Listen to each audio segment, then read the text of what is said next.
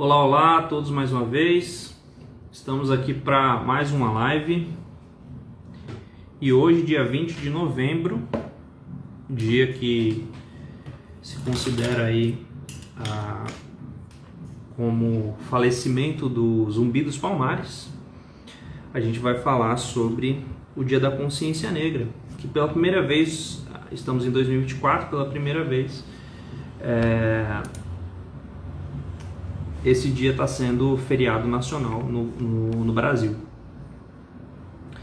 E o nosso primeiro convidado aqui já chegou. Vamos esperar também o Maicon chegar. Hoje teremos dois convidados, tá? Especiais aí. Um é o Gustavo Cruz e o outro é o Michael Ventura. Beleza, o Maicon chegou também. Ok, o Maicon já solicitou a entrada. Vou aceitar aqui. Vamos ver se deu certo. Aceitar. Ok, acho que já rolou aqui com o Maicon. Boa noite, Maicon. Tá me ouvindo bem? Boa noite, meu irmão. Tudo certo? Opa! Graças Consegue me a ouvir bem Deus. também? Sim, consigo te ouvir perfeitamente bem. Ótimo. Beleza, recebi aqui a solicitação agora do Gustavo. Vou aceitar também. A gente começar. Não está aparecendo para mim a sua imagem. Não está aparecendo? Para mim ficou escuro aqui.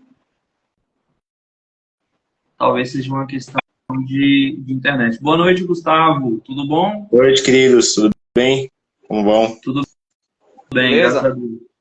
Me ouvem bem? Você está conseguindo ver a minha imagem, Gustavo? Consigo ver você e o Maicon perfeitamente aqui. Perfeito. Então, acho que nós podemos começar. Agora são 20 horas e 5 minutos. Estava falando aqui, antes de vocês chegarem, que o tema da nossa live vai ser o Dia da Consciência Negra, que hoje está sendo celebrado e pela primeira vez no Brasil esse dia é feriado nacional, né? Então é uma data bem propícia para a gente falar sobre todos esses assuntos que nós vamos falar na live de hoje. Mas vamos começar então com as introduções, né? Vou começar com o Michael, que foi o primeiro que entrou, sem preferitismo aqui, né? Mas, Michael, no caso, eu gostaria que você se apresentasse um pouco para a gente, mas, assim, para quem não conhece, o Michael ele é historiador, escritor, nascido em Salvador, cristão reformado e também casado. Michael, você poderia contar um pouquinho, se apresentar um pouco mais, contar um pouquinho da sua trajetória para as pessoas saberem quem é você? Claro. Para todos que estão aí nos assistindo também, sejam muito bem-vindos. É um prazer imenso estar aqui com vocês. É algo que para mim é muito bom e prazeroso estar falando, porque é um dia que nos remete a boas memórias, inclusive no sentido de construção de memórias históricas e de políticas públicas também, né? No meu caso, sou professor, historiador, sou voltado muito para a questão da África e dos afrodescendentes. Foco bastante na questão cultural, modo de vida, a trajetória, os gestos, os hábitos, que para mim isso é muito interessante e importante. Até porque tudo que nós fazemos hoje, tudo que nós falamos, em grande parte, na realidade, não tudo, é legado pelos africanos que vieram escravizados. Então, é basicamente isso. Eu sou professor, atuo e pesquisador também, escritor, já escrevi um livro sobre os africanos na Bahia. Estou, como é que eu posso dizer, aprofundando um pouco mais ele, pondo mais conteúdo e, enfim, é isso. Beleza, show de bola. E vou passar agora para o Gustavo se apresentar também. O Gustavo, que é católico, membro do Comunhão Popular, que inclusive a gente já tem aqui uma live sobre a democracia cristã, que foi gravada com o Pedro. Enfim, deixando aqui a indicação também para quem quiser dar uma olhada nessa live depois que acabar essa, obviamente. O Gustavo também é casado, é engenheiro, também de Salvador, e agora eu vou passar a palavra para ele se apresentar um pouquinho melhor. Bom, é uma alegria estar aqui com vocês. Como o Rian falou, eu sou o Gustavo, tenho 32 anos, sou natural de Salvador, apesar de estar morando agora, acabei de me mudar aqui para o interior de São Paulo, cidade de Jaguariúna, a trabalho.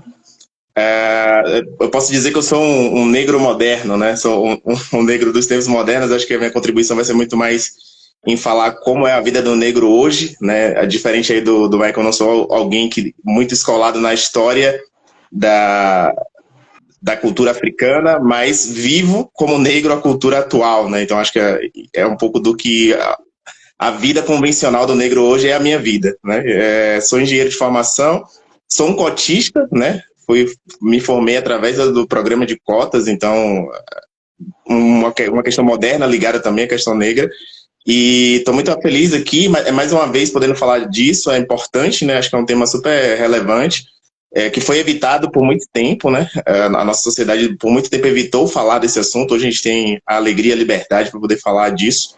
Então, acho que vai ser uma noite bem proveitosa para todo mundo.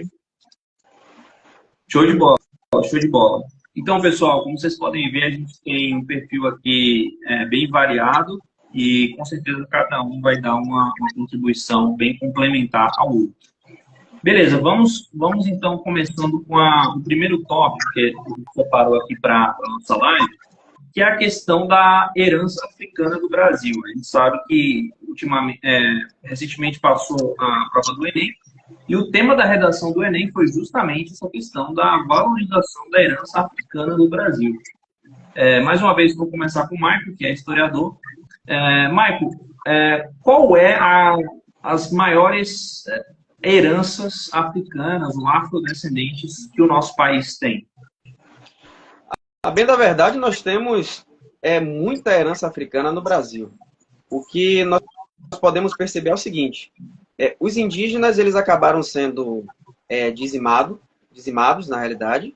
Os europeus eles dominavam por uma parte, mas em questão de colonização, o modo de usar o termo colonização é o modo correto aqui, que colonizar é você levar a sua cultura para o outro. Não estou falando aqui de imposição, mas o modo de colonização dos africanos no Brasil foi uma forma sensacional, porque quem estava em toda sociedade, em todas as comunidades, eram os africanos. Então, eles acabavam legando para os outros aquilo que eles sabiam, aquilo que eles aprenderam no continente africano. Vale lembrar também que a África não é um país, a África é um continente. Tem gente que até hoje, infelizmente, confunde-se isso. E temos muita herança africana na culinária, nos nossos gestos. O modo também de respeito com a família é algo muito africano. No linguajar, por exemplo, nós que somos baianos, aqui nós vamos jogar bola e falamos como? Vamos jogar um baba, né? Aqui, e isso é um termo... Pegar um baba. Pegar o baba, é o termo africano, é baba. Aí um outro termo, por exemplo, que é de venda, quitanda, é um termo africano. Então, assim, a linguagem, por mais que nós falamos hoje uma língua latina, que é o português, ela foi fortemente influenciada pelos africanos. Então, nós temos o legado africano na linguagem, no modo de viver, o respeito às tradições, inclusive, é muito africano, o modo de estar entre a família. Tem gente que vai falar, mas essa ideia de banquete já vinha dos gregos, já vinha dos romanos. Tudo bem, mas nós estamos falando de um tipo de banquete no qual primeiro são os mais velhos. Respeita-se a tradição do mais velho primeiro comer, primeiro botar no prato. E isso é algo africano. Então, é espalhado. Quando você olha de onde eles vieram, principalmente, que foi da África Central, primeiramente, e em grande escala, depois da África Ocidental, nós vamos ver que eles trouxeram de lá tudo aquilo que eles sabiam. Então, de modo geral, quando nós olhamos aquela redação do Enem, deveria ser fácil. Um aluno deveria olhar aquilo ali e falar, poxa, isso aqui é fácil, tá tranquilo para mim, vou tirar de letra. Mas, infelizmente, muita gente não tirou de letra. Infelizmente, teve muita gente que achou que era só fazer lá lacração. escrever aqui que o negro precisa disso, precisa daquilo. Não, é entender a herança africana dos nossos gestos. Nós temos muitas coisas. Aqui na Bahia, por exemplo, nós temos a muqueca, nós temos pratos típicos que são africanos, o acarajé. Esse tipo de acarajé que tem aqui, nem na África tem, para vocês terem ideia. É algo estritamente afro-brasileiro. Aí você bota o vatapá, bota o caruru, aqui a gente fala caruréus, né? Para não ter a rima. E nós colocamos tudo isso que não tem exatamente no acarajé africano. O acarajé africano é praticamente aquele bolinho, bolinho de acarajé e tudo. O dendê, por exemplo, nós andamos aqui na Bahia, perto da minha casa aqui mesmo, eu moro em Dias d'Ávila atualmente, mas perto aqui da minha casa tem uma praça e tem alguns pés de dendê, coisa que se via tranquilamente e fartamente no continente africano, nessas regiões que foram exploradas. Então eu lamento, na realidade, quando nós olhamos, por exemplo, alunos que não souberam lidar com o tema, e pessoas que acham que esse tipo de tema é um tema de lacração, pelo amor de Deus. Aí, peraí, pode-se falar de qualquer outra coisa, mas não pode falar sobre a herança africana no Brasil. O Brasil tem muita herança africana. Inclusive, Gilberto Freire, que muitos acabam por demonizar Gilberto Freire, por não conhecê-lo, por não lê-lo, ele elogia grandemente o legado africano no Brasil. E ele deixa bem claro que muito mais que os indígenas e muito mais que os portugueses foram os africanos que deixaram muitos legados para a nossa sociedade. E isso é um fato. Inclusive, tem algo aqui bem interessante que nós podemos observar no próprio livro do Gilberto Freire.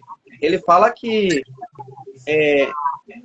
quando criança, os meninos, os filhos dos senhores de engenho, eles mamavam nas escravizadas, né? E aí, para ele ter o ato sexual dele com a mulher que ele se casou, ele precisava levar essa ama de leite com ele. Olha que coisa incrível. Ele tinha uma relação com a ama de leite dele. Ele precisava levar ela juntamente com ele. Então, isso não são coisas que eu estou criando, são coisas que pesquisadores sérios foram atrás e trouxeram. Então, só nisso daí você já vê. Nós temos uma carga africana muito grande no Brasil.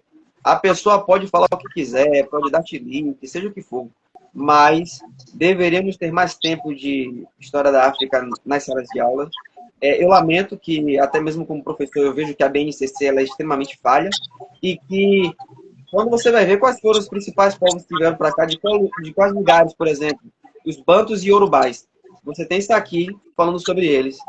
Aí o aluno sai de lá sem saber que eles vieram do Reino do Congo, que eles vieram do Benin, não fala sobre eles. Enfim, é isso. Perfeito. Eu gostaria de passar a palavra agora para o Gustavo, porque, assim, o Michael tocou num ponto que eu achei muito interessante, que, teoricamente, seria fácil, né, para qualquer aluno brasileiro falar sobre o tema da herança africana e tal. E eu queria ver a opinião do Michael sobre isso, porque, assim, talvez quem se formou ali antes de 2008, se não me engano, teve a lei que introduziu o ensino obrigatório da história e da cultura afro-brasileira, talvez essa pessoa tenha uma dificuldade de falar sobre isso. Eu queria ouvir o que você tem a falar sobre isso, Gustavo. Do ponto de vista histórico, acho que você pegou num ponto interessante. A gente vê pouca coisa até a revisão das grades curriculares sobre história de África mesmo, né? Então, graças a Deus é uma coisa que está mudando, mas é uma mudança recente, né? Por outro lado, se você tiver um olhar atento para a nossa sociedade, principalmente nós que somos baianos, é muito fácil perceber a influência e a herança africana no nosso dia a dia. Tanto na própria cor das pessoas, né? Às vezes na própria voz, né? Quem nunca viu um angolano e não se identificou quem está em Salvador, né? Somos muito parecidos, né? E eu vou até mais longe. A música baiana, por exemplo, que é uma grande raiz da música popular brasileira, tem uma referência africana muito forte, né? Tanto do ponto de vista da questão percussiva, dos acordes, as notas, a entonação de voz que se usa para cantar a música baiana, tudo isso traz uma carga, uma herança africana muito forte, muito intenso. Né? Eu acho legal, né, em tempos de TikTok, hoje a gente consegue ver, por exemplo, pessoas de África, né, de países africanos, dançando música baiana muito tranquilamente. Né? Parece que são coisas que eles já faziam há tempos, mas é porque realmente existe uma conexão ali, né, de raiz cultural que faz com que esse intercâmbio seja simples. Né? Então, acho que basta olhar ao seu redor, né, mesmo não sendo estudioso do assunto, e a gente consegue perceber o quanto a herança africana está na nossa música, está nas palavras que a gente usa, principalmente na Bahia. Né? Acho que o Michael deu um exemplo super interessante, tem muitos outros aí de palavras que têm origem africana. E o nosso PTBR, né, o português brasileiro, ele é muito diferente do português de Portugal justamente por conta desses acréscimos. Né? A gente tem bastante acréscimos de palavras que são oficialmente do português brasileiro, que vêm de dialetos africanos e que vêm de dialetos também indígenas. Né? Então, isso de verdade é o que é cultura brasileira, própria do Brasil. Então, eu acho que se a gente for um pouquinho atento, né, aos arredores das nossas cidades, às nossas comunidades, né, a gente consegue enxergar muito forte essas heranças aí. Acho que nem precisa ser tão escolado aí quanto o nosso amigo Michael. Muito bom, muito bom. E uma coisa que eu reparo é que o próprio português que é falado na África, ele é muito parecido com o português de Portugal, que obviamente é diferente do nosso, porque o nosso foi influenciado pela língua africana. Então, assim, é interessante perceber porque o africano que fala português, ele fala um português europeu e, ao mesmo tempo, ele conhece a sua língua. Só que uma coisa está separada da outra. A língua nativa dele é uma coisa e o português que ele fala é outra coisa. A gente não, a gente tem uma língua só que essa língua é o português e que está misturado com essa influência, né, africana. Isso é muito interessante. Mas, pode falar, Mike. É que tem uma coisa interessante aí no que vocês falaram, e se vocês assistirem vídeos de angolanos e vídeos de portugueses, é mais fácil, pelo menos pelo que eu percebi, mais fácil você entender um angolano do que um português. O angolano parece que ele está quase falando português brasileiro. E o português de Portugal, às vezes, você precisa de legenda. É verdade, Marcos. E continuando, tocando aqui o nosso assunto, hoje, dia 20 de novembro, é considerado a data que Zumbi dos Palmares faleceu, né? E eu gostaria de ouvir de vocês qual a importância que vocês atribuem para a figura de Zumbi e onde que vocês colocariam o Zumbi dentro do espectro de outras figuras negras que também foram importantes. Assim, digamos que temos vários, né? José do Patrocínio, o Luiz Gama e tal, mas dentro dessas figuras, qual vocês acham que é o papel ou o lugar do Zumbi? Ele, digamos assim, teria, digamos assim, essa universalidade de representar, de fato, a consciência negra brasileira? O que vocês pensam sobre isso? Quem inicia? Bom, eu acho, assim, vou começar aqui a puxar a fila. O Zumbi, na minha visão, tá, ele assume um papel que até então é muito raro ainda na cultura brasileira, que é do herói, né? O heroísmo, nas histórias que nos contam, ele passa longe de ser um heroísmo negro, assim, não existe muito a história do herói negro que tinha uma causa justa e que deu a vida por esta causa, né? Isso não é uma história comum, passando pela afirmação, né, pela característica de que seja uma pessoa negra no Brasil, né? A gente vê o heroísmo negro no dia a dia, né, nas nossas vidas, nas nossas batalhas, mas aquele representante negro, o herói que lutou contra a injustiça, né, que quis equiparar o poder social do branco e do negro, isso é uma coisa que fora de Zumbi, ou até Zumbi, não existia, né? O negro era um figurante, né, na história do Brasil. Então, eu acho que o principal papel de Zumbi, e que infelizmente tem até sido atacado ultimamente, né, com um certo revisionismo histórico, é de esse primeiro herói negro, né, essa primeira pessoa negra, né, que lutou por uma causa ligada aos negros e que teve um êxito que gerou herança para o povo negro do Brasil. Né? Acho que esse é o grande papel de Zumbi. E a gente, principalmente como negros, né, mas sobretudo como brasileiros, a gente tem um dever moral, digamos assim, de proteger esse legado, né? Ultimamente, né, nos últimos, sei lá, 5, 6 anos, para mim isso ficou mais evidente, assim, tem tido uma tentativa muito intensa de retirar esse heroísmo da figura de Zumbi, né? De que justamente o papel dele, né, na nossa história, o papel do grande herói negro. E aí, um monte de história que se inventa, né, histórias paralelas, os apócrifos aí da história de Zumbi, de que ele não teria sido tudo isso, e que me parece também mais um ataque a essa figura, que é uma figura que tem esse papel importante, né? Então, sempre que eu vejo alguma coisa nesse sentido, me entristece muito, né, essa tentativa de apagar o papel de Zumbi. Óbvio que heróis têm os seus lados, né? Nenhum herói é 100% perfeito, todo mundo tem seus métodos, muitos não tão, né, assertivos assim, mas eu acho que esse papel de Zumbi ele não pode ser apagado, né? No final das contas, ele tem um legado importante, assumiu essa bandeira de uma maneira assim, a contento, e deixou uma herança da qual a gente desfruta até hoje. Eu concordo. Na realidade, acontece muito essa tentativa de revisionismo histórico, porque, infelizmente, as pessoas que vão estudar história, elas vão enviesadas. E eu postei algo hoje no meu Instagram, que a história ela não pertence nem à direita nem à esquerda, ela pertence à verdade. Então, quando a pessoa for estudar história, é melhor você se despir das suas ideologias e suas paixões políticas. Você vai estar lidando com a verdade. Então, de um lado, nós temos, por exemplo, a esquerda, que prega Zumbi simplesmente como herói, sem contextualizar o período de Zumbi.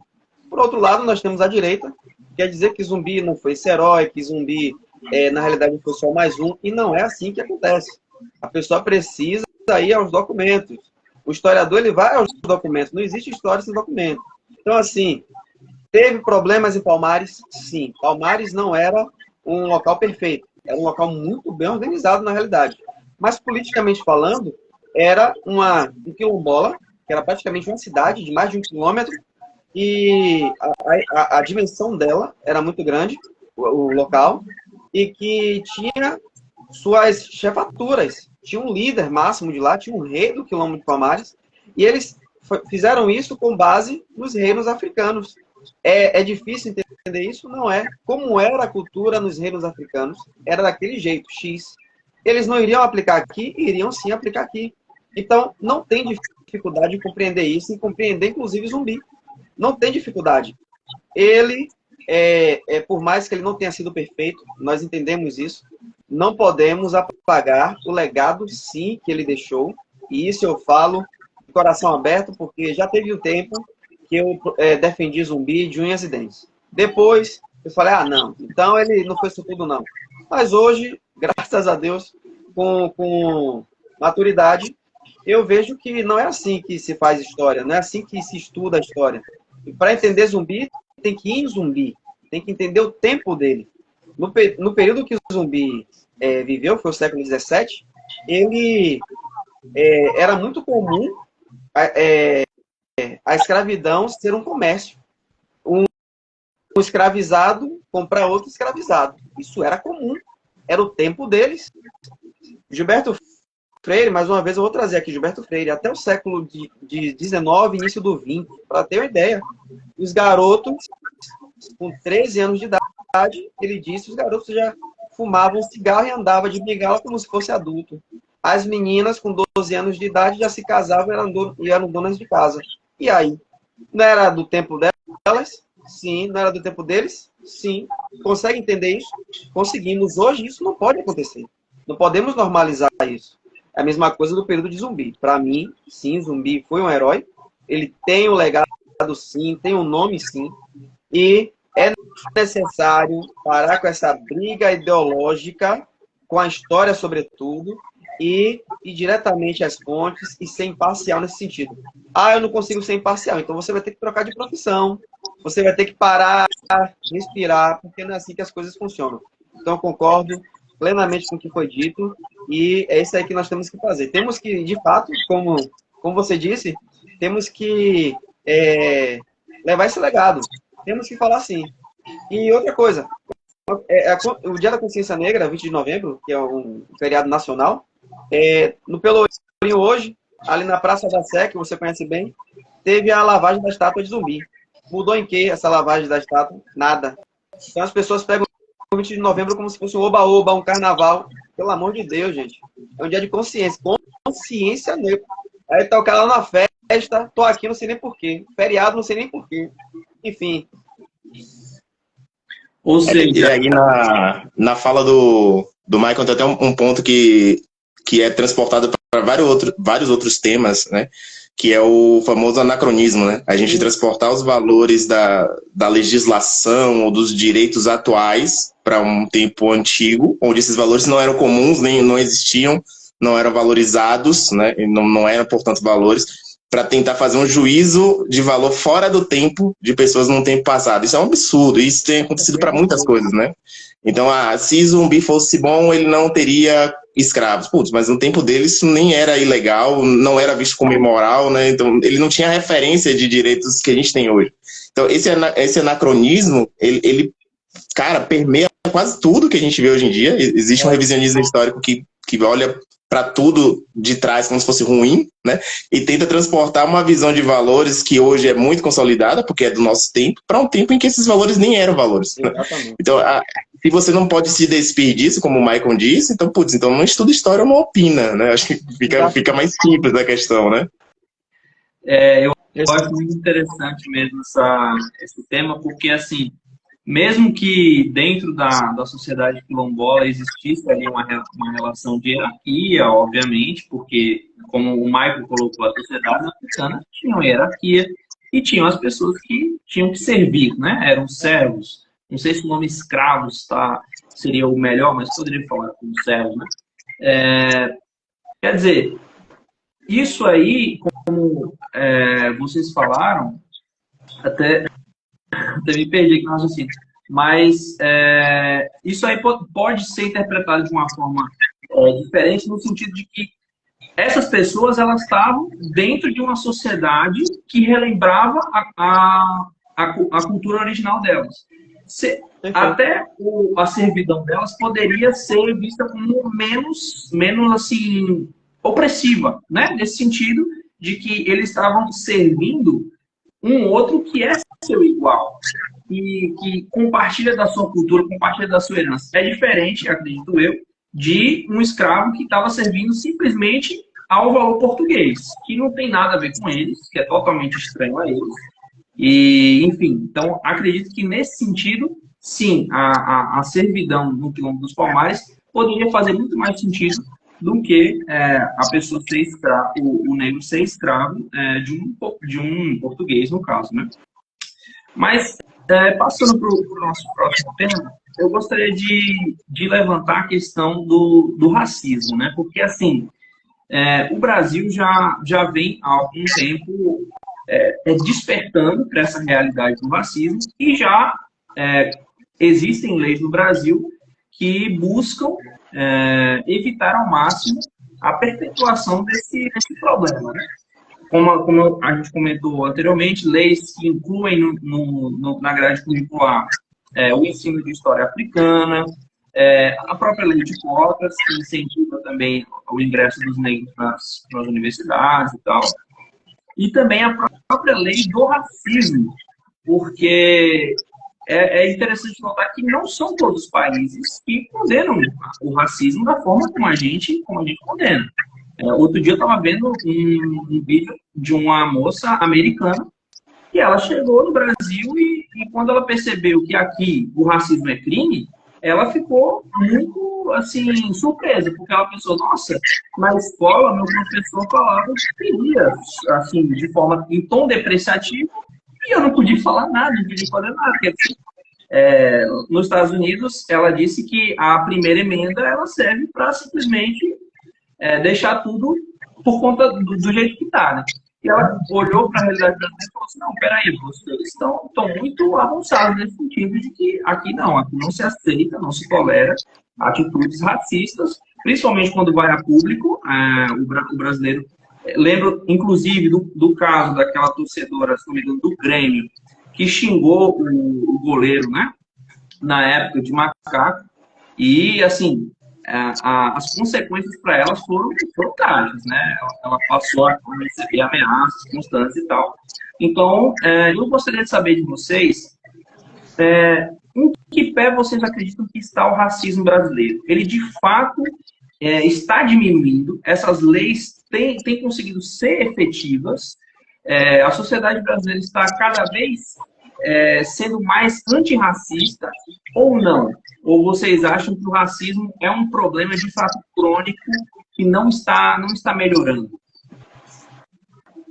É porque na sociedade brasileira a pessoa é racista e ela não admite isso, né? É o racista camuflado. Ele diz que aceita, ele tem amizades, mas ele não quer aceitar isso na realidade. O que acontece? Eu não vejo, assim, infelizmente, um grande avanço na questão racial. A lei de racismo, existem 2 crimes no Brasil que são imprescritíveis, é o racismo e terrorismo. E essa lei do racismo, eles estão, na realidade, enfraquecendo ela por um sentido. Porque hoje até a homofobia é racismo. E não pode caber uma coisa com a outra. Nós respeitamos, mas precisamos penalizar cada um de um jeito, gente. Porque uma coisa é você sofrer preconceito por conta da sua cor. Outra coisa é por conta da sua orientação sexual. Então, tem diferenças aí. Inclusive, quando você olha para dentro da sociedade, nós temos um misto de coisas que às vezes você não entende. A pessoa, ela está tendo caso aqui na Bahia agora recentemente, que teve na UFBA. Para Rian, talvez não saiba, mas é UFBA, que aqui nós falamos UFBA, não o FBA, como nos outros estados, é a Universidade Federal da Bahia. Uma moça que aparentemente você vê ela, é parda. Ela não é escura, claro.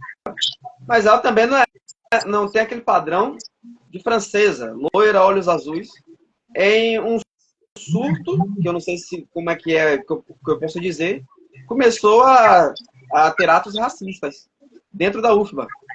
Uma senhora. E aí uma mulher foi lá, bateu nela, brigou e tal, etc. Pronto. Resolveu o problema do racismo? Não. Bater na outra pessoa não vai resolver.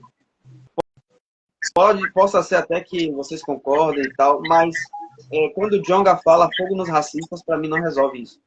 O que resolve na realidade é você não apenas criar políticas públicas, mas também criar na mentalidade do próprio povo negro que eles não podem mais ficar no lugar de vítima. Ah, isso é fácil, porque você não é vítima. Claro que eu sou.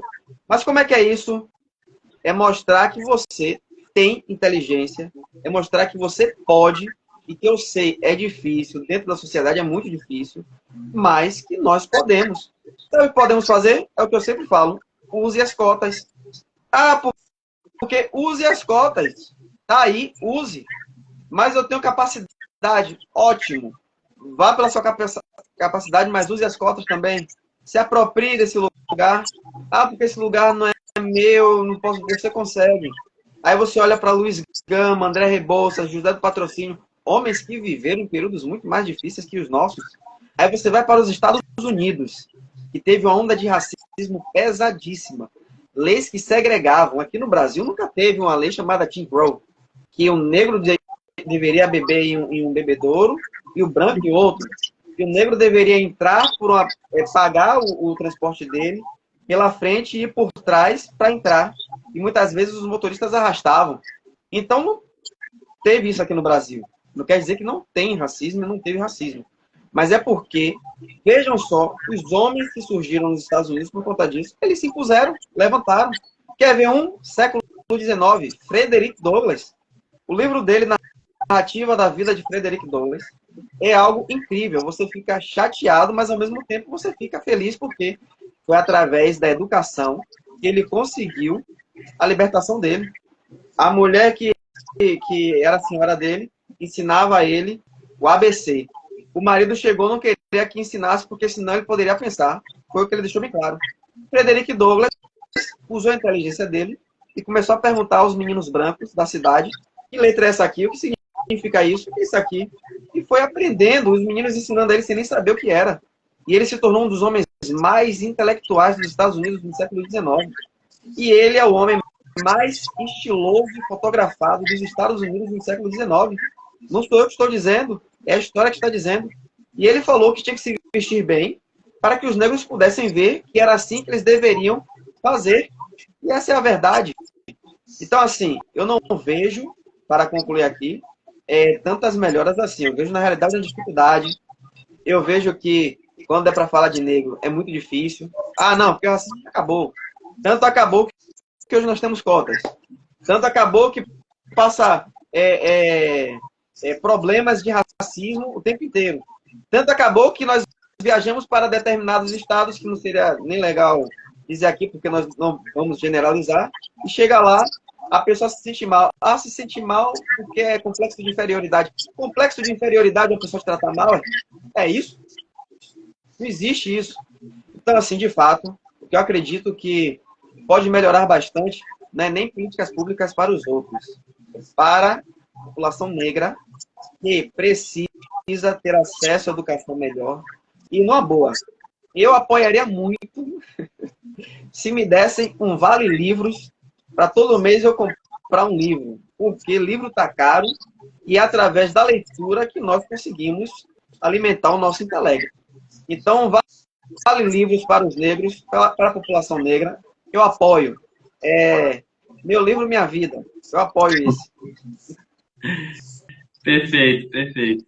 E um tema que, antes da live, o Gustavo tocou, eu queria passar a bola para ele, é que tem diferença, como o Michael citou aqui, né, do racismo do Brasil para o racismo em países de língua inglesa, né, como a África do Sul, Estados Unidos e tal. Talvez o Michael vai querer falar mais sobre isso. Vou começar com o Gustavo, depois o Michael pode comentar também.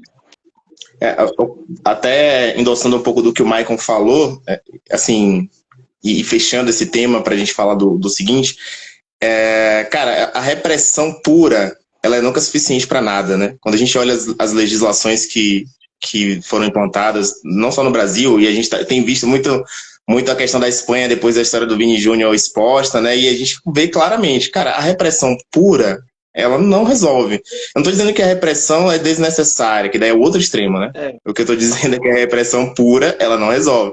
E qual que é o caminho que resolve? É a repressão em justa medida, mas, sobretudo, e aí fecho com o que o Michael disse, a educação. Né? A partir do momento que o brasileiro olhar para si e ver que faz parte da sua construção social, política, religiosa, educacional, cultural, a participação negra forte, intensa, fundamental, esse imaginário popular brasileiro não vai dar espaço mais para qualquer tipo de repressão desse tipo, né? Para qualquer tipo de comportamento desse tipo.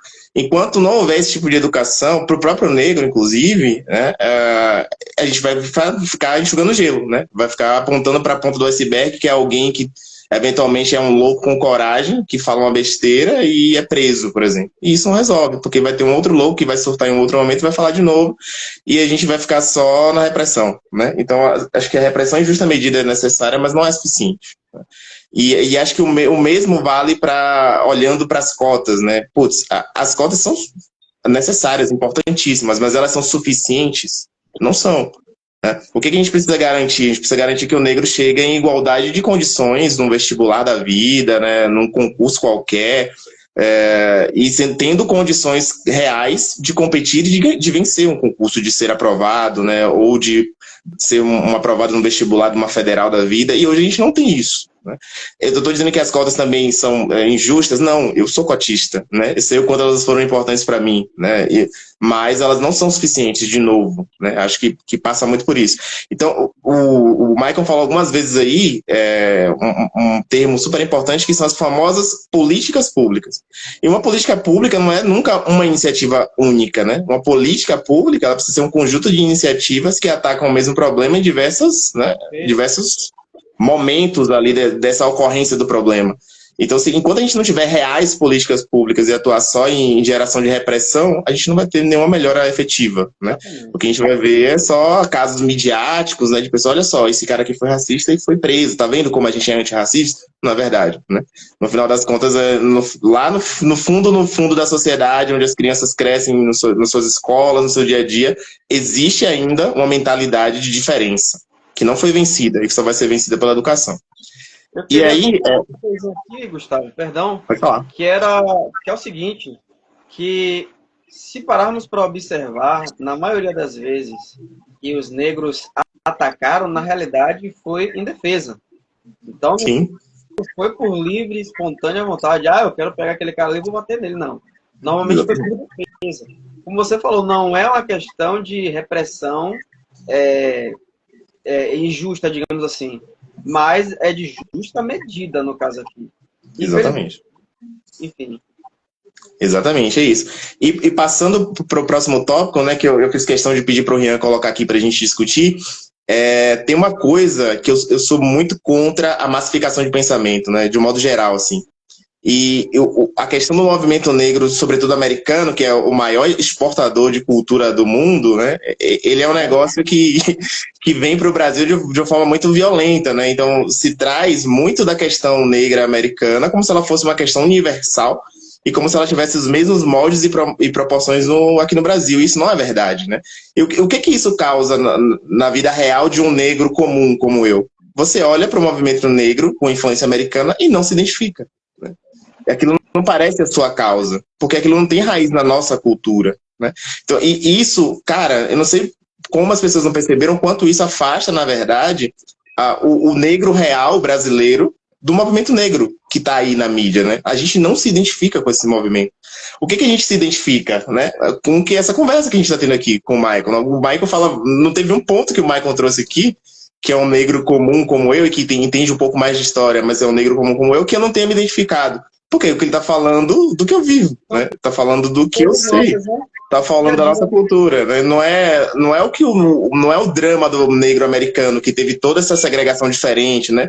Não é o drama do apartheid sul-africano que é totalmente diferente do nosso. Então, eu acho que falta muita coragem acadêmica, por assim dizer, né?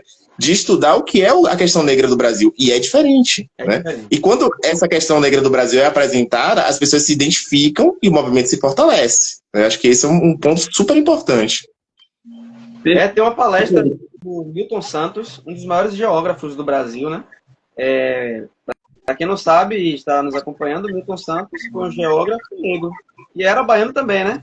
E Milton Santos, em uma palestra dele, eu vi isso no YouTube, ele fala que para resolver a causa negra brasileira não é olhando para a África, não é olhando para os Estados Unidos, que estava em moda, quando ele falou isso era anos 90, e sim para o próprio Brasil. Eu amo estudar a África, eu amo. Eu amo a cultura negra norte-americana, sim, porque eu fui muito influenciado, e sou influenciado pela cultura negra norte-americana. Olha que coisa interessante que o Gustavo trouxe, realmente. Eu posso dizer que eu fui colonizado pela cultura afro-americana. Eu posso dizer isso. Mas, para resolver nossa causa, tem que ser realmente olhando para o nosso passado e a nossa sociedade. A nossa realidade. É desse modo. Então, eu concordo totalmente com o que o Gustavo disse. E só corroborar nesse sentido mesmo. Perfeito, perfeito. No caso, eu fiquei curioso com o que o Gustavo falou, essa questão de não se identificar tanto com o movimento negro americano. Qual que foi a sensação? Isso até não está no script, mas eu queria saber de vocês. Qual foi a sensação que vocês tiveram naquela época que teve aquele caso com o George Floyd e que teve a questão do Black Lives Matter e tal? Como que vocês receberam assim, esse caso? Tipo assim, qual foi as reações que despertaram em vocês? Assim? Pode começar. Naquela época eu era muito militante ainda, então eu botava a foto no Facebook, que era o Facebook que estava no auge, né? Então eu recebi muito pesadamente. Quando veio o Black Lives Matter mesmo, eu abracei tudo. Só que o Gustavo falou, hoje nós olhamos para o movimento negro brasileiro. Nós não nos identificamos identificamos? Porque ele está americanizado. Quer queira, quer não, tem um autor, Demetrio Magnoli, e ele escreveu um livro, é Uma Gota de Sangue, o nome do livro. Ele fala do que aconteceu do movimento negro norte-americano chegar até o Brasil, como isso aconteceu. Basicamente, Gustavo já nos resumiu todo o livro dele aqui. Então, assim, importaram, né, as causas norte-americanas para cá. E é diferente. Vamos lembrar uma coisinha aqui. Nos Estados Unidos, tinha leis que proibia casamento interracial. Então, negros e brancos não podiam se casar. Aí você olha, por exemplo, que até hoje tem lá bairros de negros, bairros de brancos. Até hoje. E na comunidade negra, ela é bem conservadora, no sentido, não, peraí, branco com negro, o que é isso? Começou a liberar um pouquinho mais recentemente. Mas lá é muito pesado isso. É família negra, é todo mundo negro. Aqui é desde do ancestral lá da África, que estava correndo atrás de mamute, até o fim da minha vida tem que ser negro. Os Estados Unidos têm esse tipo de cultura. E o que acontece? Aqui no Brasil nunca foi assim. Quem me disser que foi assim, eu quero que me mostre onde foi. Porque na década de 30, para embranquecer de São Paulo, todo mundo que estudou história, pelo menos, vai lembrar. E o projeto era que São Paulo se tornasse uma nova metrópole europeia. Então, o que é que eles fizeram? Campanha para casamentos interraciais. Porque, apesar de eu não dominar a biologia, porque um casamento entre um negro e uma branca, a probabilidade de nascer um negrinho seria menor do que a probabilidade de nascer um café com leite, nosso pardinho, ou um branco. E aí eu vejo vídeos de caras no Instagram que eles não entendem nada. Eles militam sem entender nada. Ele namorando com uma mulher branca e fala, vou empretecer sua família. Vai o quê, rapaz? Você não estudou biologia mesmo. Você vai embranquecer sua família. E aí você vai vendo que eles não entendem, acham que isso é legal. É compartilhamento de cada coisa besta que a gente vê na internet. Enfim, quando eu vi a causa de George Floyd, eu era militante, era muito militante, forte. Hoje eu sou um cara mais centrado, já olho em todos os lados, sou muito polido na hora de dar minha opinião, inclusive porque opinião política é algo muito perigoso. Eu sou responsável pelo que eu falo e também sou responsável pelo que os outros entendem. Então, para não ficar naquele meio termo, você me interpretou errado, eu prefiro nem dar minha opinião política publicamente, eu prefiro falar de história, de cultura, que ali eu tenho meu embasamento. Mas, de modo geral, eu achei isso extremamente complicado, realmente. E quando nós olhamos hoje, Gustavo falou, a causa norte-americana é uma, a causa brasileira é outra. Aí sempre estão tentando achar um George Floyd aqui no Brasil para levantar a bandeira Vidas Negras Importam. De onde veio essa bandeira mesmo? Dos Estados Unidos, agora que eu lembrei. Enfim. Exato. Bom, na época do Black Lives Matter, né, eu achei, assim, óbvio que a questão em si é muito problemática, dolorida para nós que somos negros, né, e isso é inegável. Mas, assim, a questão da justa medida, para mim, é um negócio muito forte, né? Cara, qual é o sentido da gente estar na Avenida Paulista, por exemplo, destruindo imóveis de pessoas que não têm absolutamente nada a ver com a questão, porque lá nos Estados Unidos um abuso policial gerou a morte de um negro? Isso, para mim, não fazia sentido nenhum, né? Mais uma vez, eu olhava para aquilo e falava, cara, essa causa não é minha, eu não me identifico com isso, né? E, óbvio que a questão do George Floyd é uma questão séria, né? Dolorida, né? Talvez no Brasil não na mesma medida, mas poderia ser um de nós, né? Confundido, enfim. Mas, cara, que proporção, que medida é essa que uma morte lá nos Estados Unidos justifica um monte de gente black bloc quebrando um monte de coisa na Paulista? Nunca fez sentido para mim. Então a gente volta na questão, cara, eu não me identifico com esse movimento, né? Porque eu me identifico com a luta diária do negro brasileiro, que estuda, que vai atrás das cotas, que tenta mudar a sua realidade, com a história da minha mãe, que apesar de ter sido empregada doméstica, até onde pôde, pagou uma escola particular, porque ela acreditava que aquilo era um investimento que ia ter um retorno importante para mim no futuro. Então, é isso que para mim importa, né? A legislação de cotas, para mim, importa, é uma coisa que faz sentido, é importante, apesar de não ser suficiente, né? Então, é nessas coisas que a gente, como negro, se identifica, né? As causas americanistas são causas dentro de uma cultura própria dos americanos que tem um enredo histórico-cultural americano. É deles. Eles devem se identificar com isso, talvez. A gente não. É diferente. O que a gente precisa aqui é diferente. Né? E aí, de novo, a questão da repressão volta aqui, né? O que eram aquelas ações? Eram repressões, né? Retaliações pelo comportamento inadequado, né? Da polícia americana e tal. Mas quando que a repressão ou a retaliação puras resolveram alguma coisa? Nunca, né? Nunca resolveram alguma coisa. Então, de novo, quando eu olhava para aquilo tudo, apesar de achar muito problemático e dolorida a questão do George Floyd, eu não me identificava. Né? Eu falo, cara, se existe um movimento negro do qual eu gostaria de fazer parte, não é esse, né? Não é esse. E é interessante também essa questão que eles importaram para o Brasil quando teve o caso no Carrefour, né? Sim. Quando teve o caso no Carrefour, por exemplo, eu já não me identificava de jeito nenhum. E a cena que me deixou realmente chateado, eu fiquei chateado, foi de eles estarem quebrando tudo, queimando tudo, e uma funcionária negra tentando barrar eles. Ou seja, foi absurdo. Eles não tiveram noção de que ali vários negros estavam empregados, eles estavam destruindo empregos de negros ali. Então, por quais negros eles estavam lutando? É isso que me incomoda.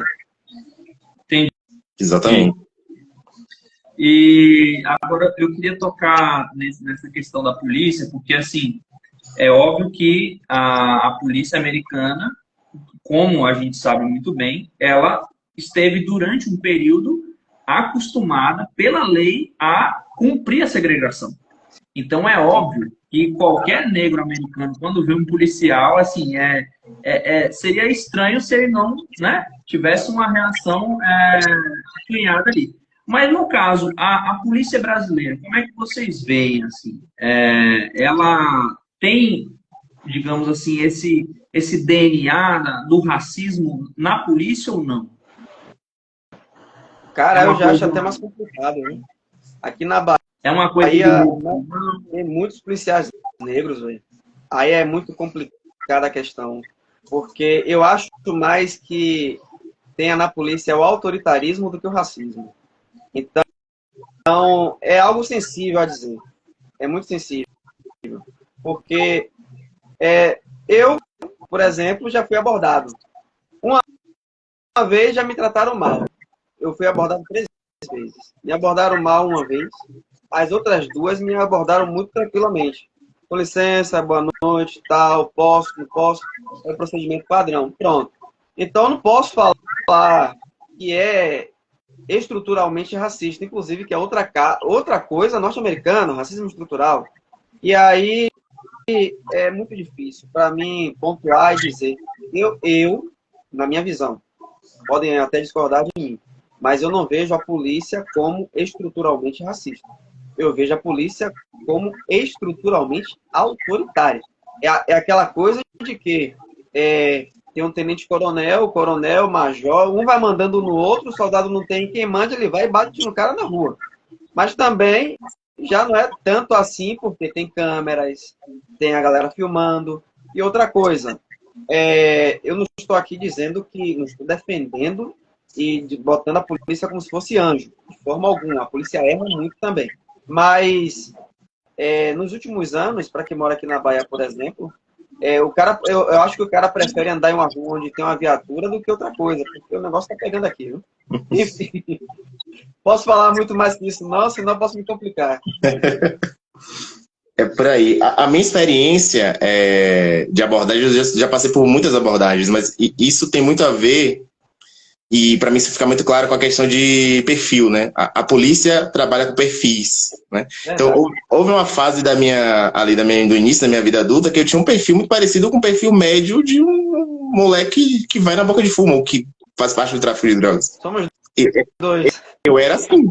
Então, se o policial me encontrasse na região onde eu morava, que é uma região de tráfico de drogas, vestido como alguém que atua, né, nisto, é claro que o cara ia me abordar. Então, nessa época, eu sofri muitas abordagens. Eu nunca tinha nada, nunca participei disso, então nunca dava muito problema, né? E as abordagens eram legaisinhas? Não eram, né? Não eram. Porque eles tinham uma certa taxa de certeza de que, muito provavelmente, eu era de alguma coisa ligada ali ao movimento, ao horário, enfim. Então a questão de perfil, o horário, a forma como você se veste, o local onde você está, é um pouco isso que dita o ritmo de como a polícia vai te abordar, né? E depois que eu me tornei adulto, né, e aí a vida de faculdade e tal, cara, a quantidade de vezes que eu fui abordado foi para quase zero. E nessas poucas vezes com muita educação, porque daí o meu perfil era diferente, né? Eu estava vestido de uma forma diferente, no local diferente, horários diferentes, então tudo isso faz diferença, né? Então eu não sou da turma eu também não acredito nessa questão da polícia estruturalmente racista no Brasil e na Bahia, especificamente onde eu passei a maior parte da minha vida. Mas eu acredito que funciona muito bem com eles essa questão do perfil. Então, até eu entendia, cara, se eu fosse policial, eu me teria abordado aqui, né? Porque eu tinha um perfil, né, que poderia ter algum problema, né? Então, eu acho que tem muito disso, né? E aí as pessoas levam isso para uma questão de racismo estrutural que muitas vezes não é, né?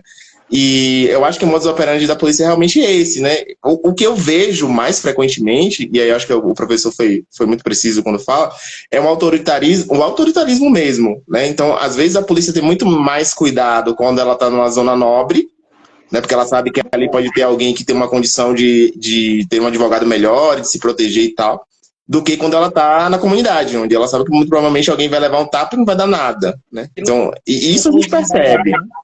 E aí independe da cor, né? Isso independe da cor. Eles acham, se o cara é rico, a probabilidade desse cara ter um advogado bom e me arrebentar a vida é muito maior do que do cara da comunidade que ganha o salário mínimo e vai apanhar e vai ficar quieto, sabe? Então, e isso realmente eu já vi muito, né? Agora a questão racial em si, cara, eu acho que na polícia do Brasil e da Bahia, onde eu tenho mais vivência, ela não é muito, não existe de modo evidente. Pode ter, obviamente, né? Não posso generalizar, mas não é uma questão estrutural, onde você vai ver a polícia sempre sendo racista. Para mim, isso, na minha experiência de vida, não vejo. E assim, às vezes ele vai num bairro nobre, policial, tá um cara negro lá, ele fica até com medo. Vai que esse cara é advogado, é juiz, é desembargador. O cuidado é diferente. Doutor. É diferente realmente da abordagem, você foi certeiro. Olha a forma como a pessoa tá vestida, né? Tudo isso eles analisam, né? É porque assim, só para concluir mesmo esse ponto da pauta, mas como o Gustavo falou, a questão do perfil. Nós pegamos vamos supor, o ex-ministro Silvio Almeida. Pega Silvio Almeida que só se veste de terno e gravata. E pega digamos assim, um rapper norte-americano, Ice Cube, que anda parecendo um molecão. A polícia vai parar qual dos dois na noite? Ice Cube, né? Exatamente. E se pegar um cara branco, parecendo aquilo que a gente chama de Zé Droguinho, né? e um negro todo arrumadinho. Pelo amor de Deus, ele vai parar o cara que tem um perfil. Foi o que o Gustavo falou. É para botar mais os pés no chão e vir para a realidade, não ficar divagando, sonhando.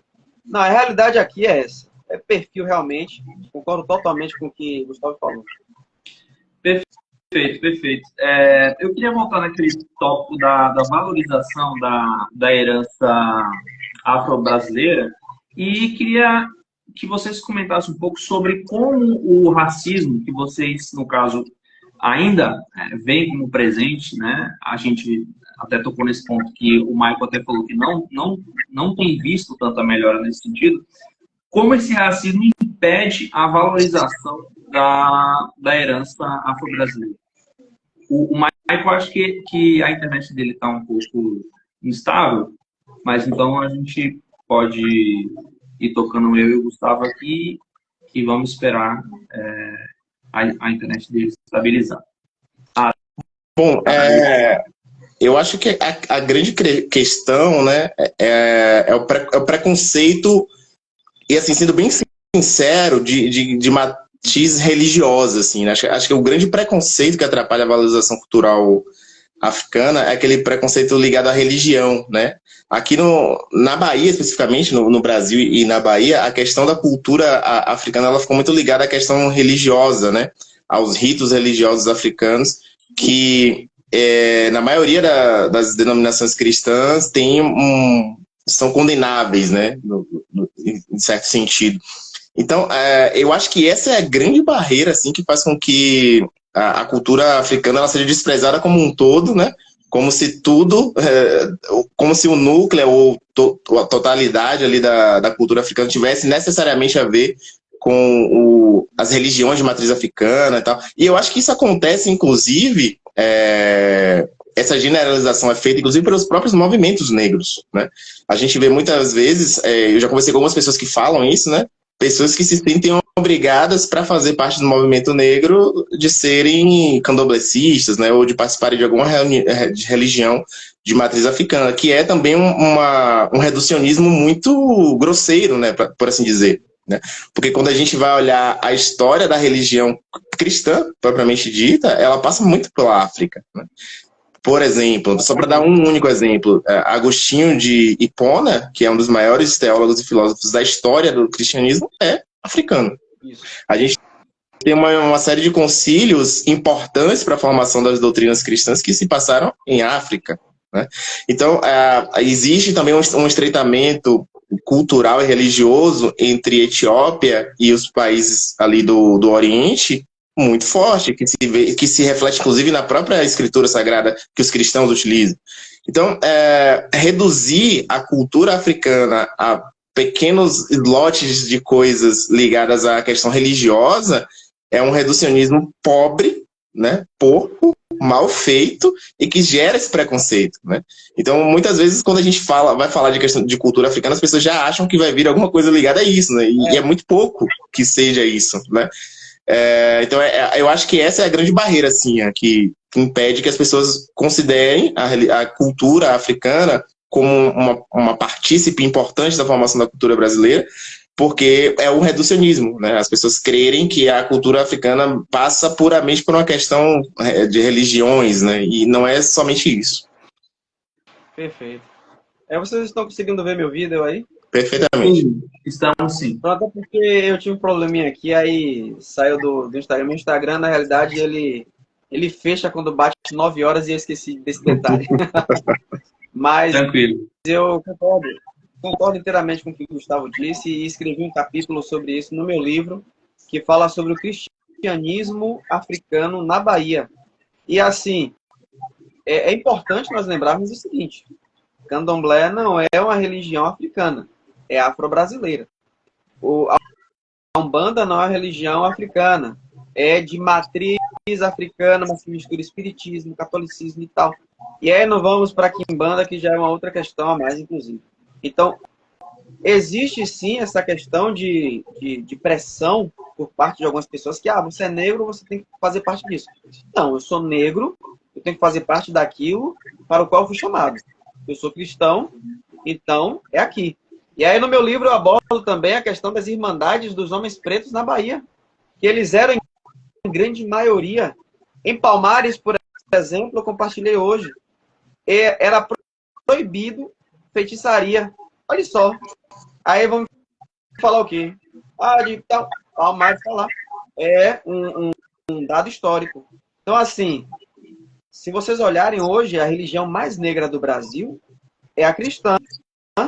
Se vocês olharem na África subsaariana, que é a África negra, qual é a maior religião que tem lá hoje? É a cristã. Aí a pessoa fala, é a cristã porque os portugueses chegaram com imposição. Gente, pelo amor de Deus, quem é que se torna religioso por imposição? Você vai tentar colocar sua religião a mim o tempo inteiro, eu vou estar ali fingindo, beleza, eu tô, pra você não me matar, e aí daqui a pouco eu tô lá, adorando outros deuses. Não foi isso que aconteceu quando teve a questão com os orixás aqui no Brasil, que fez a mudança? Sim, foi isso que teve. Então, hoje na África, a maioria é cristã. A própria nigeriana Chimamanda, ela fala sobre isso. Tem um vídeo que ela não sabe nem o que é candomblé na realidade, porque é brasileiro. Brasileiro não sabe nem fazer entrevista com um africano, meu Deus do céu. Nigeriano, inclusive, para não achar que ela faz parte da África toda. Mais uma vez, né? Então, realmente, tem essa questão de nós observarmos que é importante. É importante nós vermos o seguinte: tem a herança cultural do candomblé, tem a sua participação histórica, sim, para a pessoa não ficar falando, é o demônio, é o diabo. Calma, não é assim que as coisas acontecem. Tem que ter muito respeito Porque você não vai querer que alguém diga, por exemplo, eu como cristão, que xingue Jesus. Então eu tenho muito respeito. Inclusive, eu estudo sobre os orixás. Na realidade, eu estudo mais sobre os inquices hoje do que os orixás, porque eu tenho interesse na história. E aí, como é que eu falo com a mulher ou com um babalorixá, por exemplo, sobre a religião dele e ficar, Deus que me livre, está amarrado, em nome de Jesus. Não é assim. Tem que ter respeito.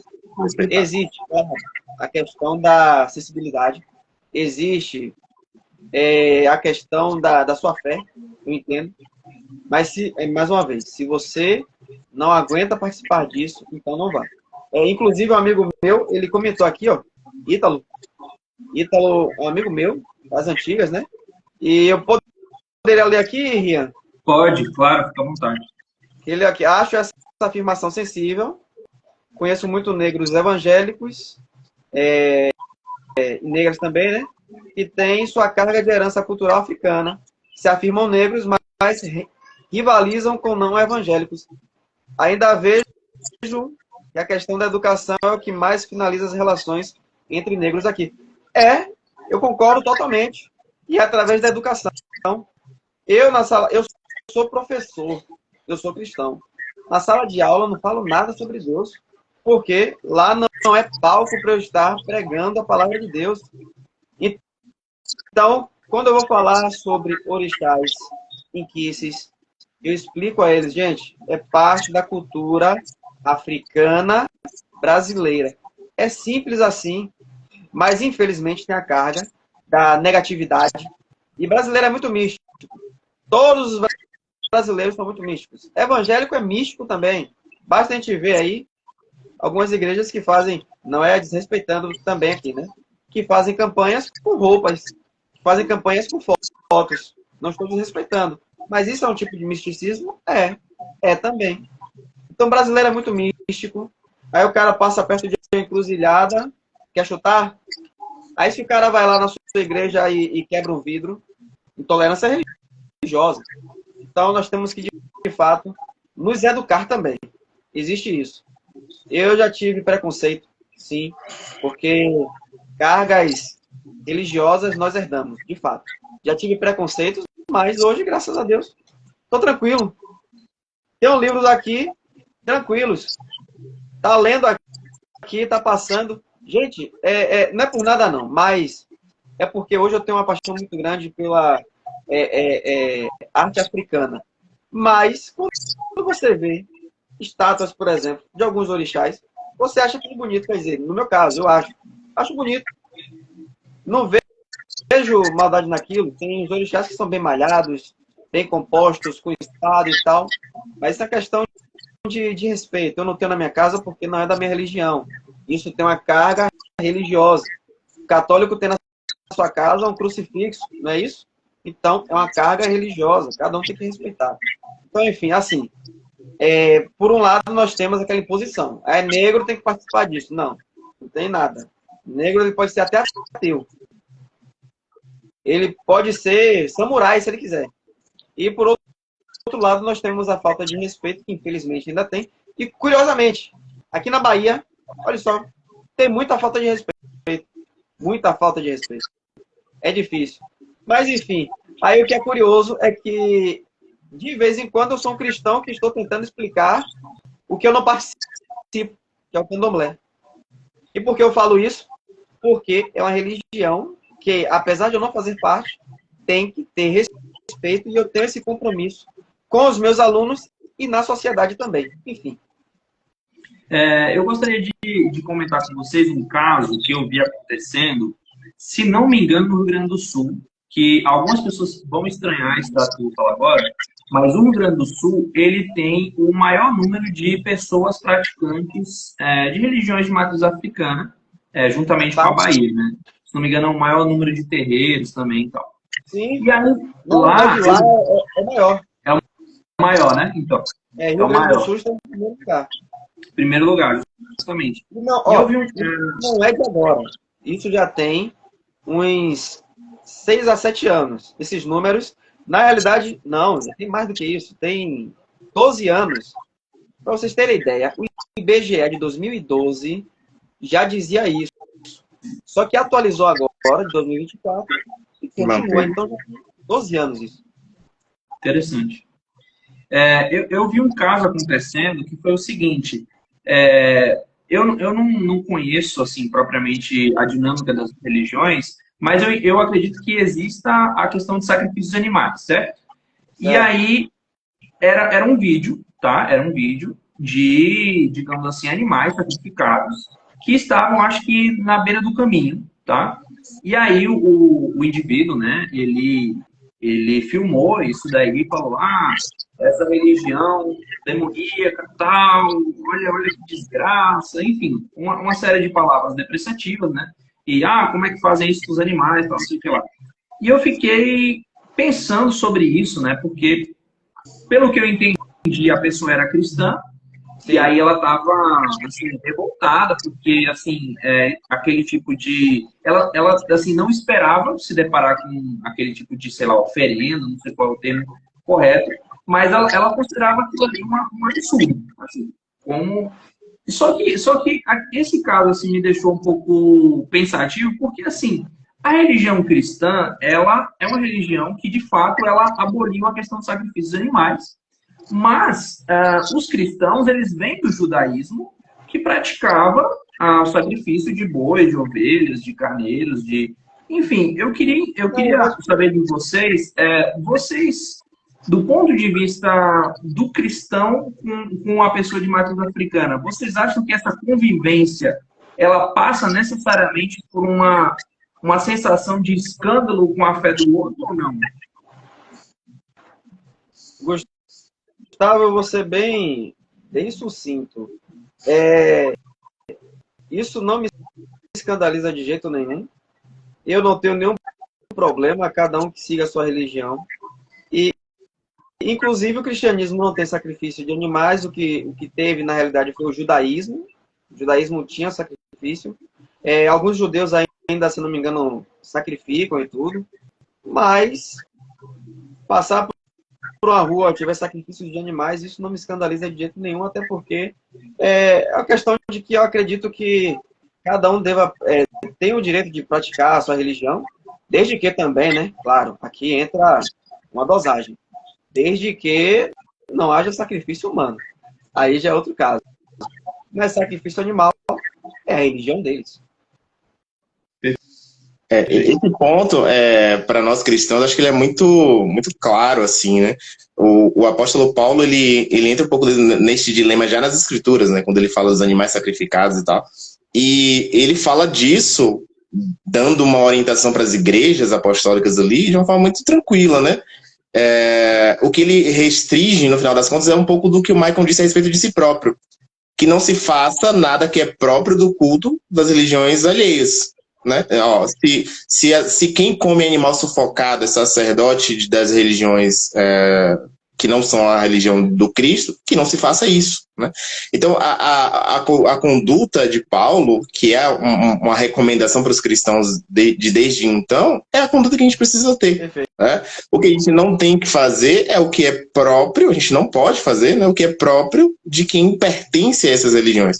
Mas ele não fala em nenhum momento de se reprimir, ou de se escandalizar, ou de que a gente tenha que, sei lá, benzer o lugar onde se colocou qualquer coisa desse tipo, como tem gente que faz, né, lavar, não sei o quê. Isso daí, essa convivência, ela é perfeitamente natural. E imaginemos nós como não era a vida de um cristão no início do cristianismo. Nós estávamos no meio lá das religiões do império, né, onde se queimava incenso em tudo que era canto. Você acha que os caras estavam morrendo lá por causa disso? Não, eles só não praticavam, né? Verdade. É uma questão muito simples. Acho que o cristianismo bem vivido, ele recomenda essa convivência pacífica, né?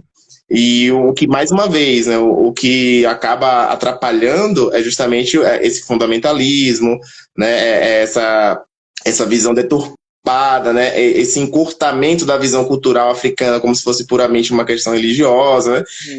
E, de novo, a gente vai sempre voltando na questão que vai parar na educação, né? As pessoas não têm uma educação suficiente para compreender isso, inclusive a educação religiosa, e no final das contas isso vai desembocar no preconceito, vai desembocar em loucuras, como a gente está vendo, não sei se vocês têm acompanhado aí no Complexo de Israel, né, no Rio de Janeiro, onde pessoas que não são da religião dos traficantes estão sendo expulsas, terreiros sendo destruídos, né? Então, o fundamentalismo é sempre nisso que desemboca, né? Na violência, enfim, em coisas que podem ser qualquer coisa, menos coisas boas, né? E pode ser qualquer coisa, menos cristianismo, isso que eles dizem que é, né? Exatamente. O Ítalo, ele colocou aqui, Rian, mais um comentário aí. Pode ler. Sem contar o grau de complexidade quando o assunto é candomblé. São várias nações formadas por várias culturas que geraram várias ramificações aqui, que não tem manual do que seguir.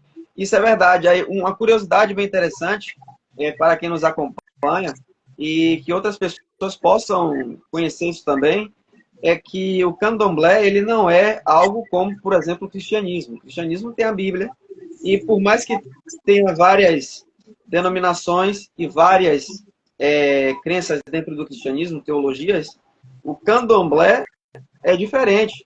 Tem nações diferentes. Tem a nação Queto, se não me engano, tem a nação Jeje também, tem Angola, então tem diferença. E aí a pessoa, ela bota tudo dentro de uma bola só e aqui é tudo macumba. Sem contar também uma coisa interessante. Eu estava estudando isso ontem.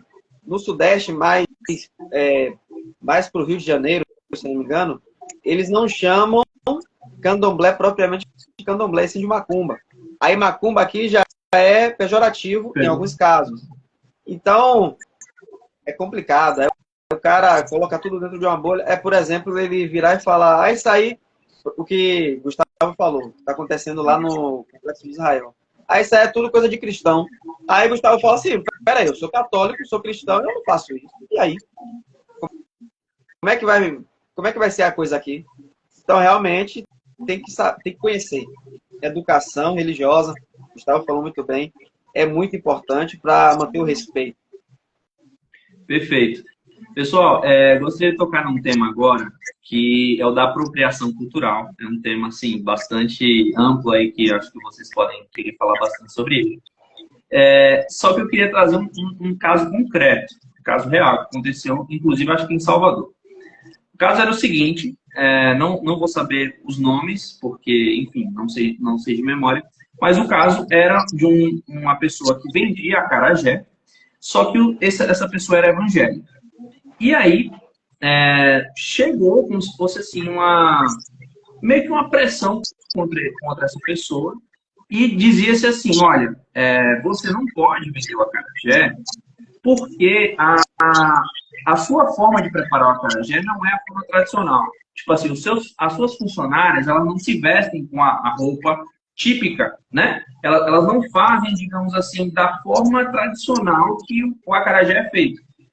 E de fato, a barraca desse senhor era uma barraca de lanchonete normal, e você parecia essa barraquinha de cachorro-quente, sabe? Barraquinha de cachorro-quente? Só que em vez de ser o cachorro-quente, era o acarajé.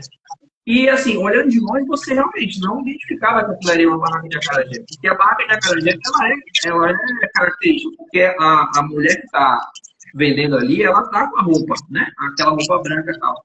Então surgiu esse conflito, que aí trouxe para esse campo. Quer dizer, a pessoa é evangélica, teoricamente está cometendo uma apropriação cultural, que é o seguinte, ela está vendendo uma coisa que é de origem da herança afrodescendente, mas ela não segue, digamos assim, o rito propriamente daquele acarajé. Aquele acarajé, ele não está junto dentro de um contexto que mostre essa herança africana.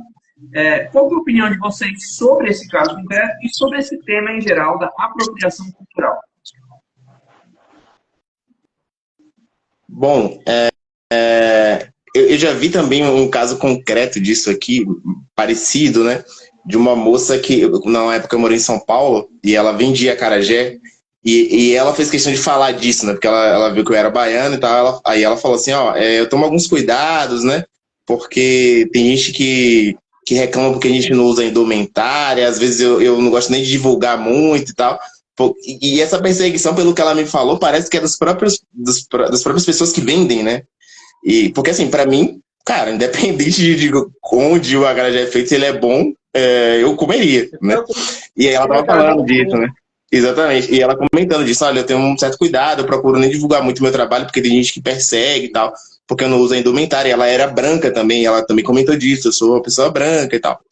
E, cara, assim, a minha opinião é muito simples quanto a isso. Eu acho que quem tem essas preferências, que procure a baiana de acarajé que atenda suas preferências, né? Eu acho que a gente não pode, não deve, de maneira alguma, preterir as pessoas de fazerem um trabalho que lhes apropria o sustento, simplesmente porque elas não são do jeito que eu gostaria que fossem, né? Se eu gosto, que prefiro que venha, além do produto acarajé, a carga cultural da indumentária, do rito da produção, que eu mesmo procure onde que é feito assim.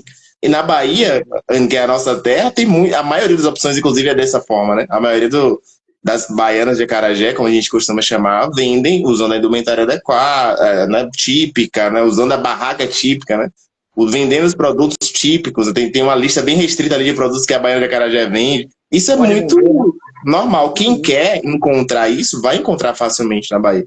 Mas eu acho que é um extremismo absurdo, né? A gente querer que só se possa vender acarajé se for do jeito que eu acho que é melhor, né? Pra mim isso soa um pouco absurdo. Eu até fiquei desconcertado quando ela falou, porque ela tava meio que, a moça do meu caso, né? Tava meio que me dando uma satisfação pelo fato dela estar vendendo uma acarajé ali sem estar com a indumentária, sem estar com a barraca adequada, enfim. Mas a minha opinião é um pouco essa. Quem prefere assim, que busque, né? Quem vende assim. E existe a opção para quem prefere. Acho que tá tudo certo, não vejo por que problematizar. E isso serve para toda a questão assim, fora dessa questão do acarajé, que tem até uma questão mais própria, né? Que tem uma carga cultural mais forte e tal. Eu já vi casos, por exemplo, de gente reclamar porque tem mulher branca fazendo trança. Cara, isso para mim é absurdo, sabe? É uma questão ridícula, né? Acho que não faz sentido nenhum, além desse contexto do acarajé, essa questão de restringir um modo de vestir, ou de falar, ou de usar roupas, cabelo, de forma segregativa, sabe? Isso é absurdo. O Brasil, como a gente acabou de falar aqui ao longo dessa live, né? O Brasil inteiro, ele é uma condensação cultural muito forte. Às vezes uma pessoa de pele branca, ela tem na sua estrutura familiar alguém que é negro, e é muito normal isso, né? Então é mais uma coisa assim com a qual eu não me identifico, né? Que a gente vê comumente na boca dos movimentos negros por aí afora. E eu não me identifico. Acho que não faz sentido nenhum no contexto cultural brasileiro. A gente é muito condensado, muito misturado. O Brasil teve a graça de ser miscigenado, né? E quando a gente vê esse tipo de coisa, é mais uma tentativa de responder com segregação, né? Que para mim, de novo, nunca funciona. Não funciona mesmo. Eu concordo totalmente. E o que é interessante é que aqui na Bahia nós tem essas regras, sobretudo no centro histórico, tem que usar toda a indumentária, tudo certinho. Em outros lugares já não tem. Aqui em Dias d'Ávila, por exemplo, você não vai encontrar nenhuma baiana com indumentária. Aqui eu não lembro de ter encontrado nenhum. O melhor acarajé da região aqui é de uma mulher chamada Carol. Ela só veste a roupa, na realidade, do trabalho dela. E é excelente. É uma mulher branca, inclusive. Eu acho assim que uma aluna minha, ela inclusive falou que ela é branca e ela bota sempre tranças no cabelo. E este ano falaram a ela que ela não poderia colocar tranças no cabelo, porque ela é branca. Então, essa é uma questão que não é questão de apropriação cultural, é uma questão que ela achou isso bonito.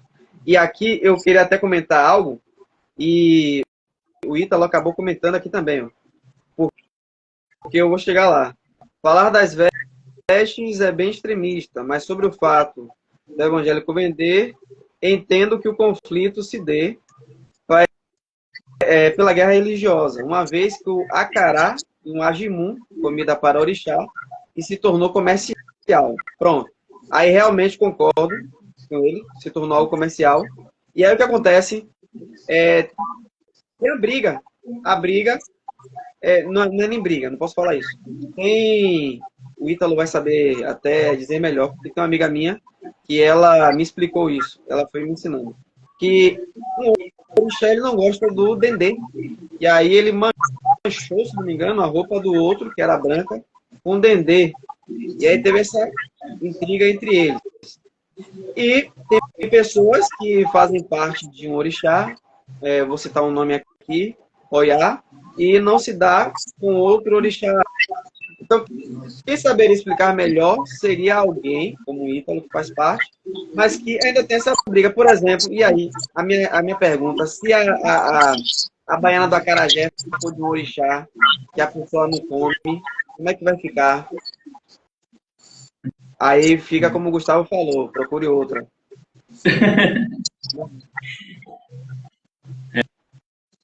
Exatamente.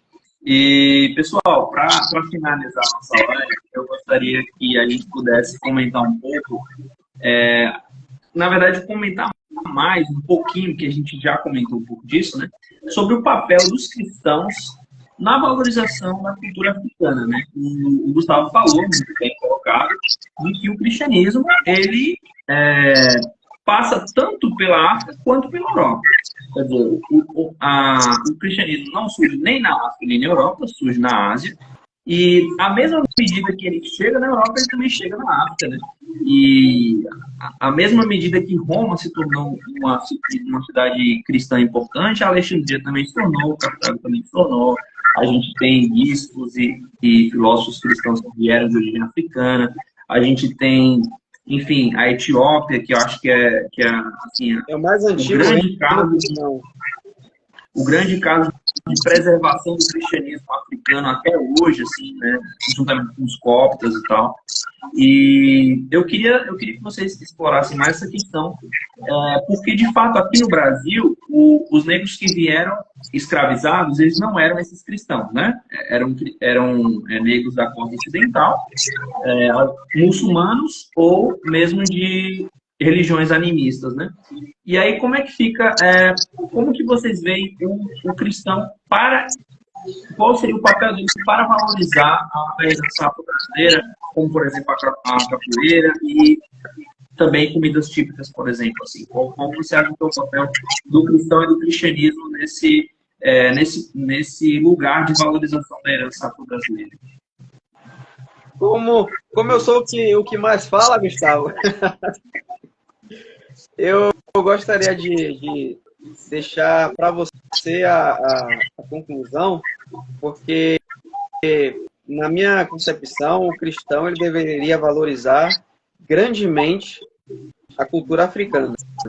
Não resumir a cultura africana em questão de religião, em questão de demonizar a cultura, conhecer e valorizar. A Etiópia foi o único país da África que não foi colonizado e resistiu. A Etiópia foi o primeiro reino cristão da terra. Ele veio como Aksum, e aí se tornou depois, logo em seguida, Etiópia. Uma coisa muito importante, o cristianismo não é europeu, ele é oriental. Ele nasce no Oriente, com tradições orientais, e ganha a África, já nos primeiros séculos após a morte de Cristo. Então, tem que ter uma valorização muito grande, procurar estudar, aprender. Parece que, infelizmente, tem muitas igrejas aí que fazem campanha pela burrice. Eu vou ser bem sincero. Acha que estudar é coisa do diabo, pelo amor de Deus. Aí vocês acabam me enfraquecendo. Então, se você estudar, você vai aprender mais e, consequentemente, você vai tirar as suas crenças limitantes. Que a África é tão rica em culturas, etnias, modos, hábitos. É muito importante. Então, o cristão tem um papel importante na sociedade de valorizar a cultura africana de um modo geral, de respeitar e de ir por trás, vai aprender, vai saber. Olha, a Chimamanda, que eu citei logo anteriormente, ela disse o seguinte: eu quero ver como africanizar o cristianismo, porque ela é católica. Grande parte da África subsaariana, ela é hoje pentecostal. E ela quer saber como africanizar o cristianismo. Por quê? Porque o cristianismo, você vê um Jesus europeu, Jesus branco, com modos europeus, parecido com o alemão, o germânico, parecido com o francês. E ela quer botar um Jesus negão lá também. É claro que isso para mim não faz a menor diferença. Se Jesus tivesse sido japonês, eu amaria de todo o meu coração. Mas é interessante, sabe por quê? Porque as crianças elas vão entendendo que aquele Jesus faz parte da comunidade dela. E o que Gustavo falou é que a mesma coisa que ele falou do movimento negro, né? Aquilo que nós estamos falando aqui é porque nós somos pares, participamos da mesma sociedade, dos mesmos problemas, e não dos problemas norte-americanos. Então, quando ele vê um Jesus e os apóstolos parecidos com eles, é muito mais fácil do que ver um Jesus europeu, que ele vive na escola ouvindo que foram os europeus que colonizaram a terra deles. É verdade, isso daí não é mentira, né? Enfim, para mim tem que valorizar, tem que buscar realmente valorizar, conhecer de fato. Tem uma página aqui no Instagram que é Negritude Católica, acho muito interessante o trabalho deles. Tem a Patrícia Silva, que é a Preta de Rodinhas, fala muito sobre isso também. E a internet está aí. Bora pesquisar, bora procurar. Tem livros. O cara gasta dinheiro com tanta besteira, não separa aí um dinheirinho para uma nica, para comprar um livro, para ler. Enfim, é isso. Bom, eu acho que o nosso papel de cristão nessa valorização é basicamente assumir um compromisso, como o Michael disse muito bem, de realmente conhecer a nossa cultura brasileira, né, que vai passar naturalmente por conhecer a origem, que passa pela cultura africana, que passa pelos costumes indígenas, pelos quais nós também fomos influenciados. E como cristãos verdadeiros, né, abandonar qualquer tipo de preconceito que esteja envolto aí nessa questão, né? O Michael falou, foi até engraçado, né, que parece que tem igrejas que vendem burrice, né? O que está por trás disso é aquele fundamentalismo, né? Que aquilo que é diferente do que eu acredito ou do que eu prefiro é ruim, né? Fatalmente é ruim, é desnecessário, tem que ser extirpado. Então, esse fundamentalismo, ele gera um ciclo de emburrecimento que é insuperável, né? Você fica girando sempre em torno do seu umbigo, você não entende o valor, a importância do outro, você não consegue entender, né, a influência do outro em você mesmo, né, na sua cultura. Então, eu acho que nosso papel é abandonar um pouco esse lugar, né, quem ainda está nele, né, da ignorância, do fundamentalismo. Eu, por exemplo, né, eu tenho uma conversão cristã um pouco mais tardia, por assim dizer, apesar de ser de família de origem católica, e desde que eu comecei a estudar, e muito a questão da religião, eu fiz questão de participar dos ministérios de catequese na minha igreja, justamente porque eu via isso, né? Cara, a maioria das pessoas que eu conheço, né, e que vivem a vida cristã, elas vivem numa ignorância meio absurda, assim, né? São pessoas que estão ali por uma vocação meramente sentimental, mas o conhecimento, que é tão importante quanto o sentimento, né? Porque, afinal, ninguém ama aquilo que não conhece, ele era ignorado, assim. As pessoas achavam até, de certo sentido, como acho que o Michael falou em algum momento, né? Estudar demais é coisa do inimigo, né?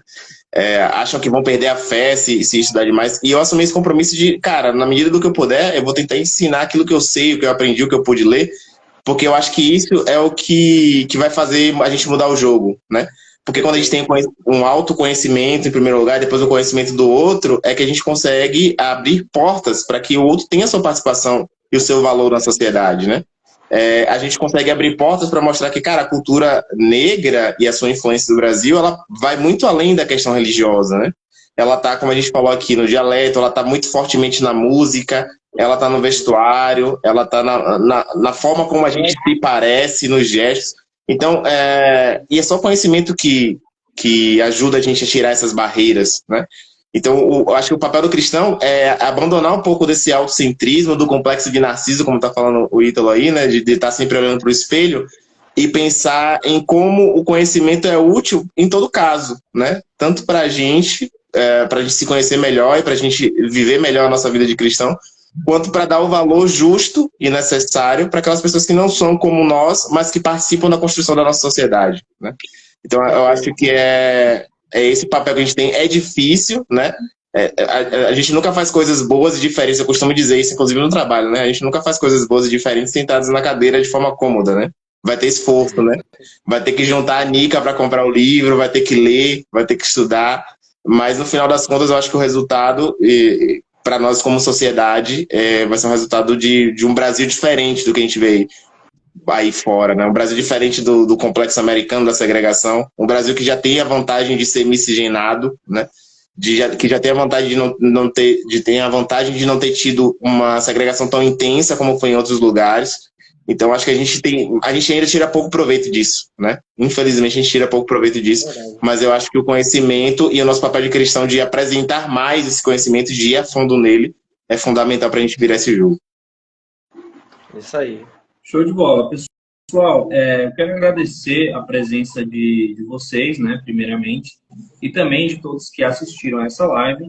Essa live vai ficar gravada aqui no Instagram, também vou postar no meu canal no YouTube, e aí passo para os colegas para eles divulgarem também. Agradeço imensamente o tempo do Gustavo, o tempo do Maicon, que puderam falar aí com a gente sobre todos esses temas. Peço desculpas se acabei pulando algum tema que vocês queriam ter falado, mas fica aberto aí o convite para vocês voltarem a gente fazer mais lives em outras oportunidades também. Deixo aqui agora os momentos para vocês, enfim, puderem falar algumas palavras finais, talvez fazer alguma indicação de leitura, alguma indicação de série, de filme que vocês gostam, que acham que pode agregar a esse tema que a gente estava discutindo aí. Bom, só agradecer mesmo pelo convite. Estou aqui realmente disposto a ajudar no que for necessário. Quando precisar, é chamar que estaremos aqui. E foi bom bater um papo aqui com o Gustavo, também conheci hoje, muito bom mesmo. Agradecer ao pessoal que participou, Ítalo, que fez uma grande contribuição aqui, muitíssimo obrigado.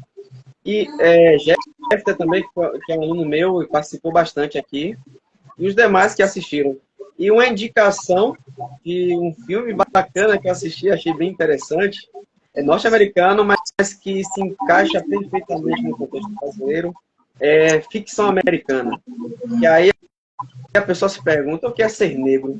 E aí o cara, ele está vivendo a vida dele normal, só que, segundo alguns, existe um padrão de negritude. Ou seja, não basta o cara nascer negro, né? Tem que ter um padrão de negritude. O filme é bem interessante e se eu estou podendo indicar, estou indicando ele então, para quem puder ter um tempinho aí e assistir. Legal, gostaria também de agradecer ao Rian pelo convite, ao Michael aqui pela parceria. Acho que a troca foi muito frutuosa, como a gente esperava. Para mim é sempre uma alegria poder falar desse tema, né? E como dizem, hoje em dia ter lugar de fala nesse ambiente para mim é muito prazeroso, né? Eu sou se pode dizer isso, eu sou um pouco contra essa expressão, mas eu vou dizer hoje aqui, eu sou um negro com muito orgulho, né? De tudo que passei para estar auditor. E se eu pudesse fazer uma indicação, além de deixar as portas abertas aqui para sempre que precisarem, quiserem tratar de qualquer tema, eu estou aqui para a gente falar. O Rian tem um acesso bem próximo a mim aí, a gente participa de um mesmo movimento político também. Se eu pudesse deixar uma indicação, eu deixaria o livro O Avesso da Pele. É um livro recente, bastante premiado, não sei se vocês conhecem, né? E é de uma história brasileira, né?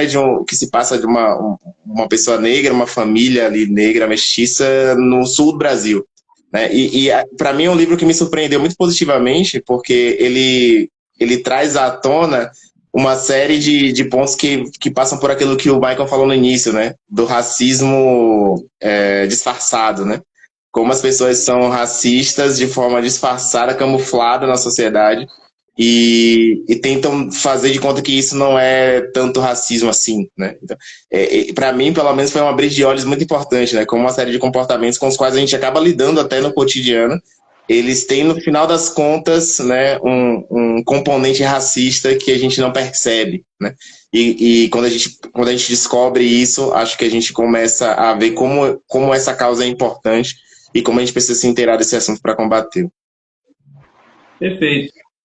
É isso, pessoal. Então, até a próxima oportunidade e, mais uma vez, obrigado aí a todos pela participação, pela contribuição. Um abraço e estamos juntos. Valeu, gente. Um abraço. Até mais.